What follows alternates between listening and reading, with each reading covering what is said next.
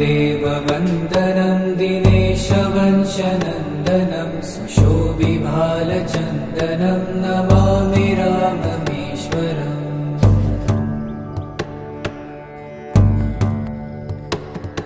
मुनीन्द्रयज्ञकारकं शिलाविपत्तिहारकं महाधनुर्विदारकं Namami राममीश्वरम्।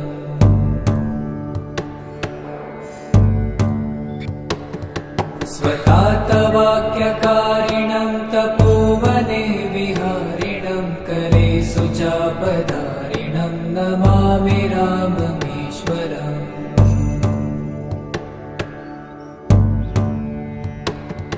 कुरङ्गमुक्तसायकं जटायुमोक्षदायकं प्रविद्धकीशना